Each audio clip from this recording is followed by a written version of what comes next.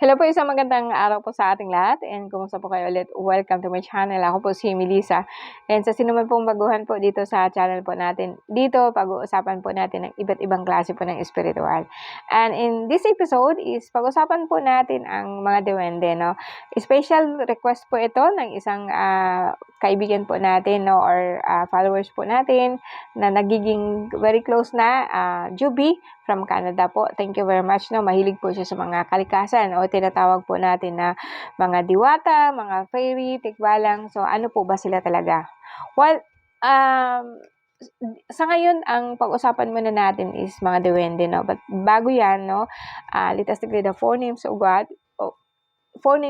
which is Yahweh, Bavhe, and sa ngalan din po ng mahal na ina, na sana po basbasan po ang bawat isa po sa atin.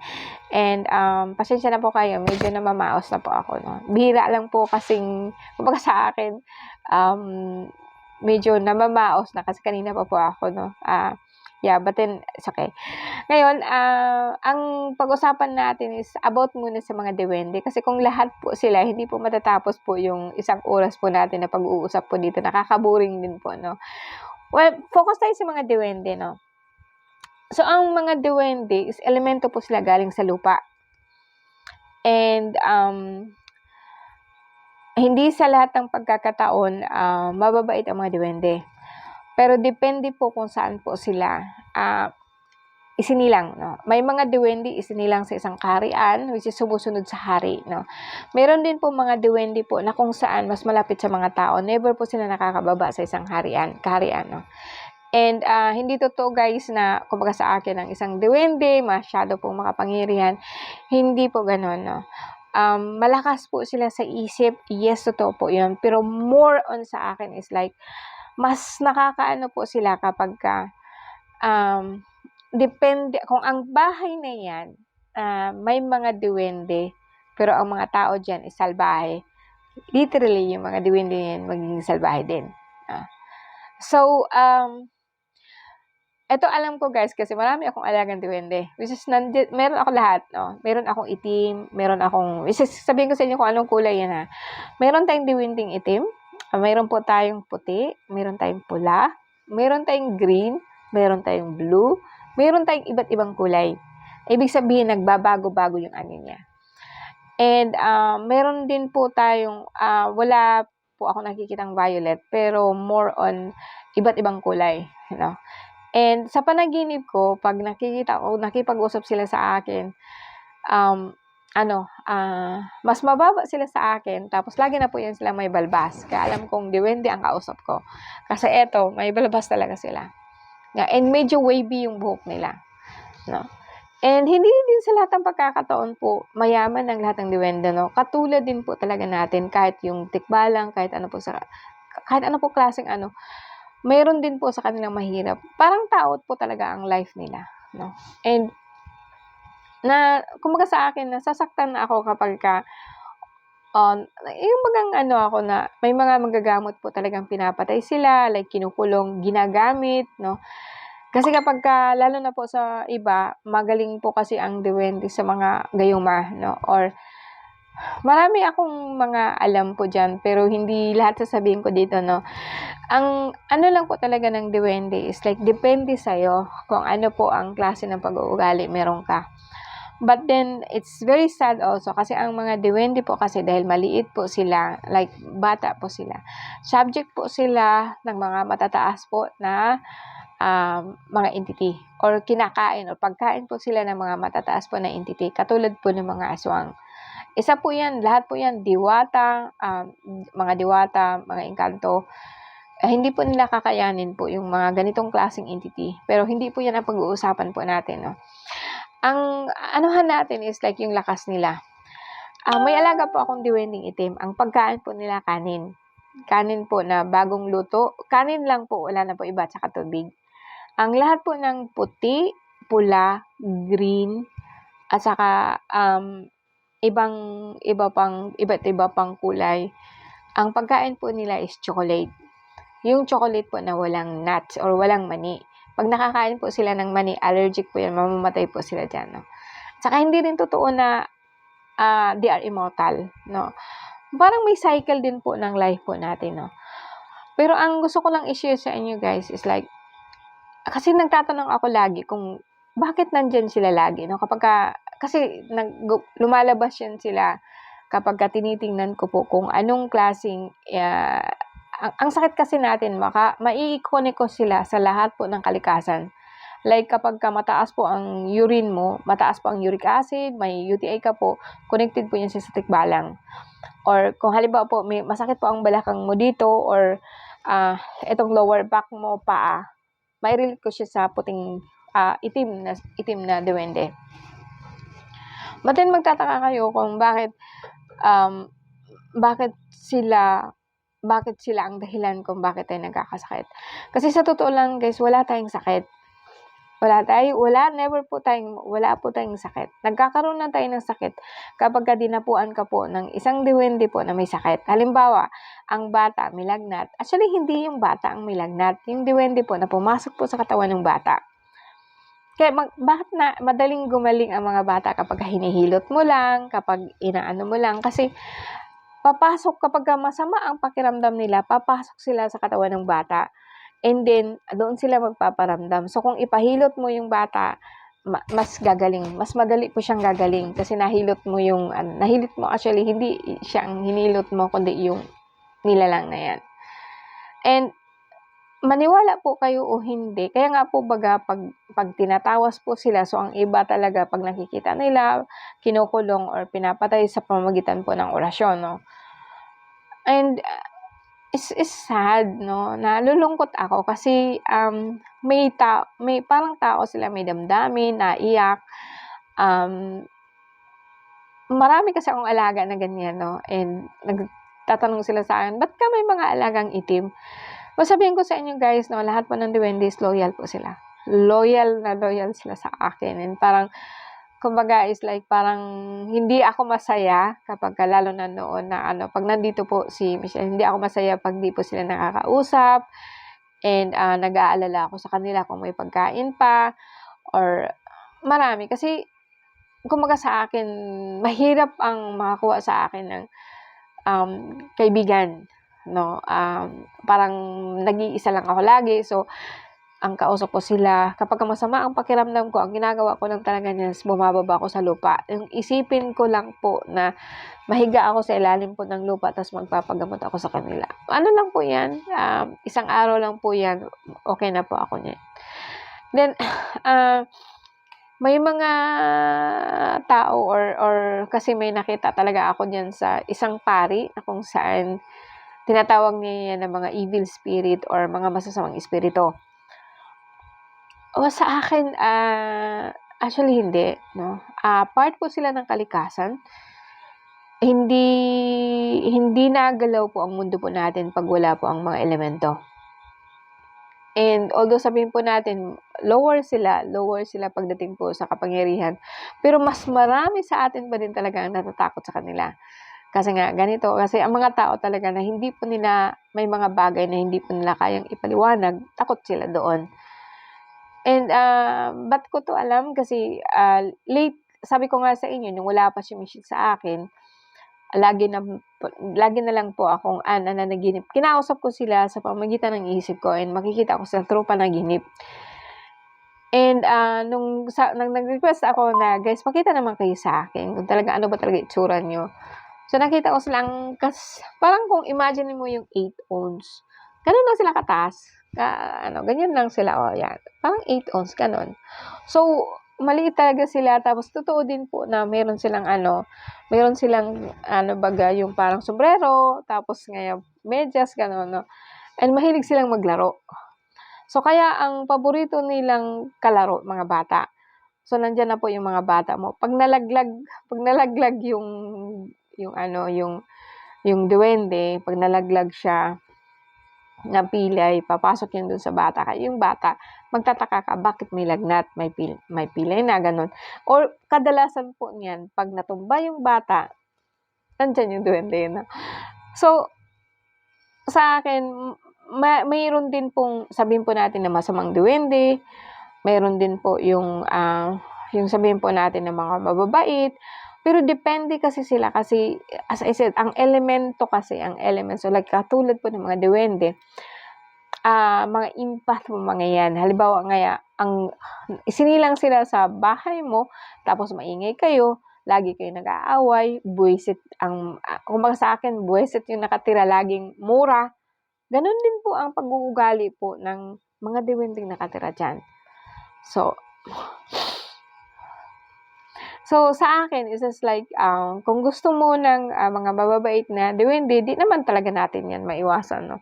And, di natin maiwasan yung mga tao, pero ang gusto ko lang ipaalam sa inyo na pwede kang mag-alaga nila. Then, hindi mo nga kailangan po na bumili ka po nung mag-asawang duwende or something, kasi isipin mo lang po. And kung gusto mong mag-alaga at marami sila, like mag-invite ka, like maglagay ka po ng chocolate, kasi ang pagkain po nila talaga is chocolate. Ang iba lang ang pagkain yan is yung duwending itim. Ang pagkain po ng duwending itim is kanin.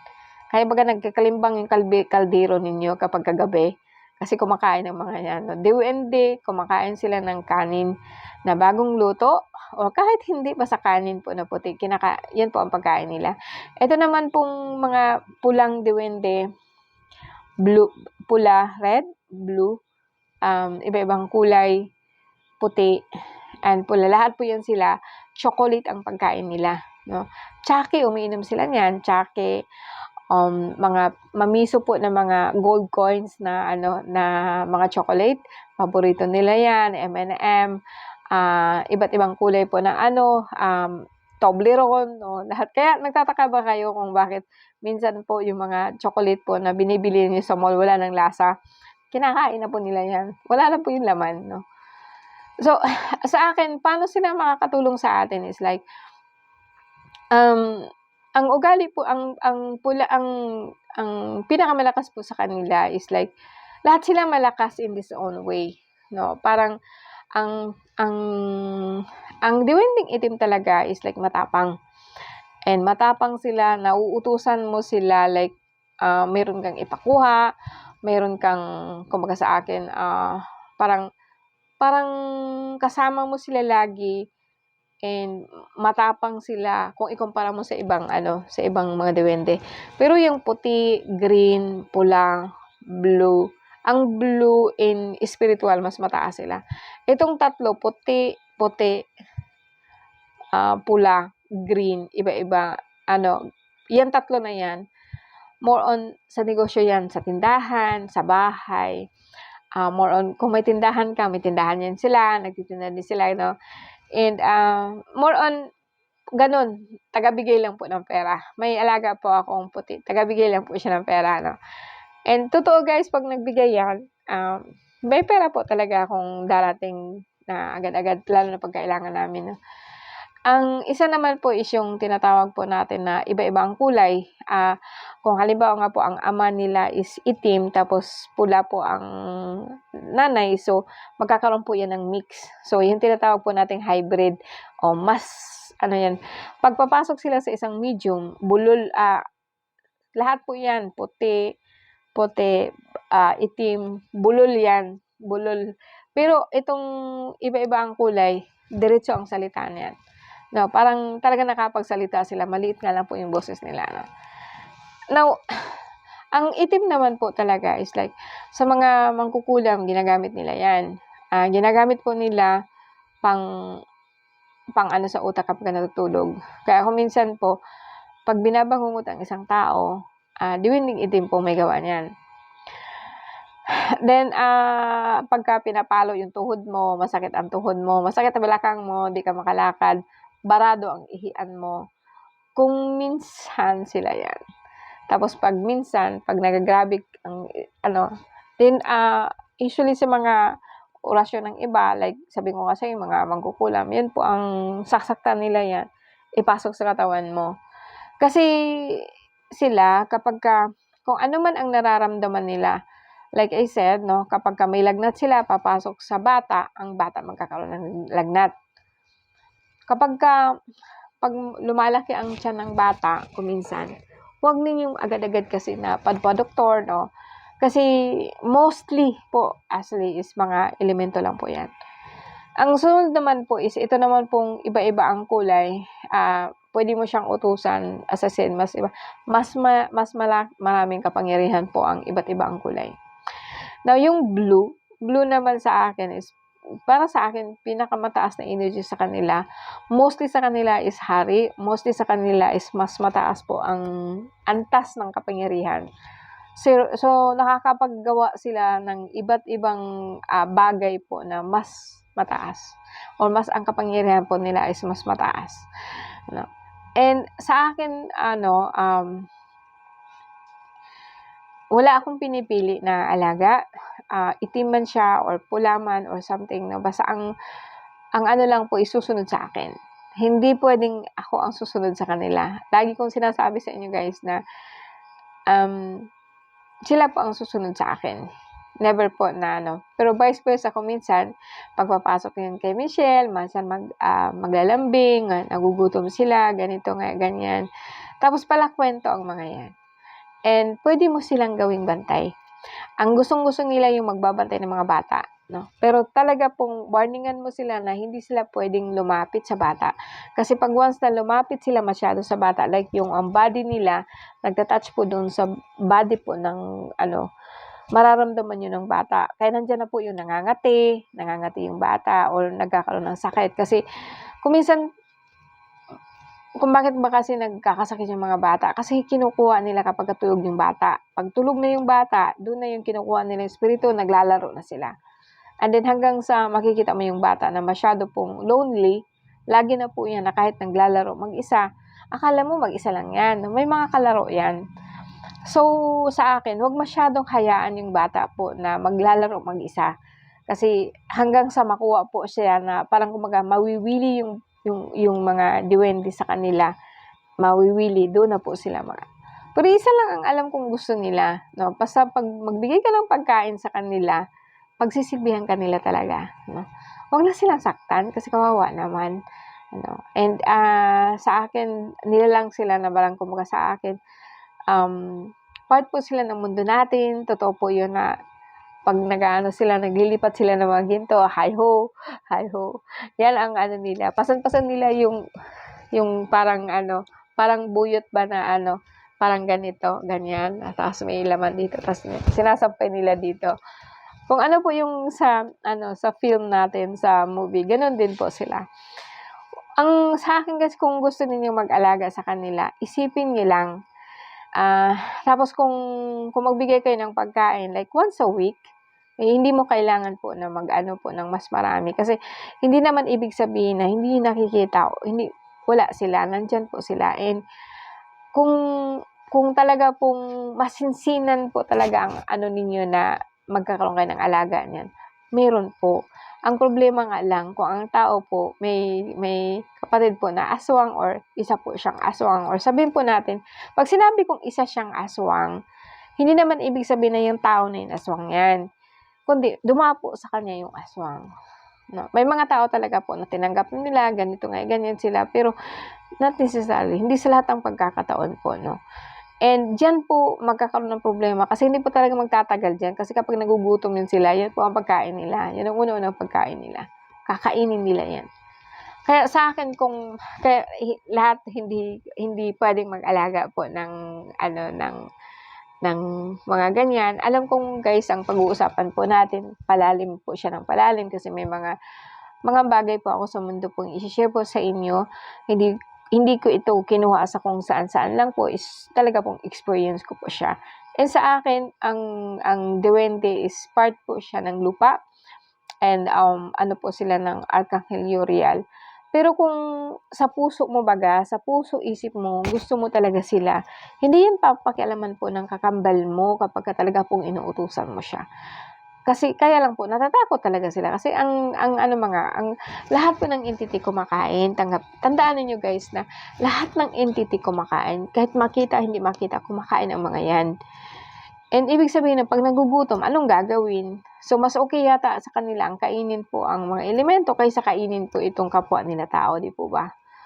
So ganun po ang ng mga duwende sa akin, no. And kung hindi kailangan na may nuno ka, nandiyan sila. Kasi kapagka sabihan mo lang po na aalis sila do'n, tas ililipat mo talaga sila kung saan mo sila gustong ilipat, puwede po 'yun, 'no.